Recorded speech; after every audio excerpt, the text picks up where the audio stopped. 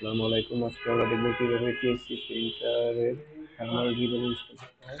প্রথমে আমরা এমন একটি কোড নিয়ে নিব। তারপরে প্রিন্টারটি ওপেন করার পরে এই যে উপরে যেই আপনার রোলার স্ট্যান্ডটি দেখতে পাচ্ছেন, এটা আমরা পিছনের দিকে টান দিলেই খুলে যাবে, কারণ এটার পিছনে যে এরকম একটি স্প্রিং আছে, টান দেওয়ার সাথে সাথে খুলে যাবে। এরপরে আমরা কোডটা ওই রোলারের সাথে অ্যাডজাস্ট করে নেব। অ্যাডজাস্ট করার পরে আবার সেই স্প্রিং এর মাথায় লাগিয়ে আবার আগের মতো সেট করে নেব।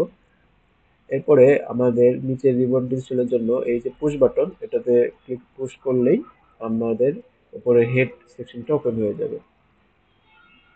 এখন আমরা সেফটি গার্ডটি নামিয়ে নিচে ওইরকম আরেকটি স্ট্যান্ড দেখতে পাচ্ছেন, এই স্ট্যান্ডটিও ঠিক একইভাবে পেছনের দিকে টার্ন একটু পুশ করেই আমরা খুলে নেব।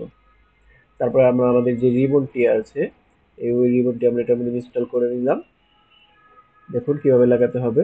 অবশ্যই আপনার গ্লোসি পার্টটা উপরের দিকে এবং ম্যাট পার্টটা যেন নিচের দিকে থাকে, সেই দিকটা খেয়াল রাখবেন। তারপরে আবার আগের মতো আমরা এটা সেট করে নিলাম।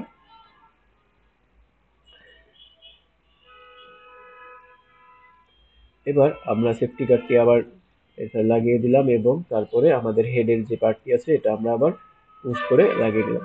এরপরে আমাদের রিবনটা অ্যাডজাস্ট করার জন্য একটি স্টিকার অথবা গাম টেপের সাহায্যে আমরা কোরের মধ্যে এভাবে লাগিয়ে নিব। তারপরে সাইডে যেই আমাদের স্ক্রোলারটি আছে এটার সাহায্যে আমরা অ্যাডজাস্ট করে নেব। তো হয়ে গেল আমাদের রিবন ইনস্টল করা। আমরা আরেকবার চেক করে নিব যাতে সবকিছু ঠিকঠাক থাকে, এই বিষয়ে এনশিওর হওয়ার জন্য। হ্যাঁ, আমাদের সবকিছু ঠিক আছে। এখন আমাদের এখানে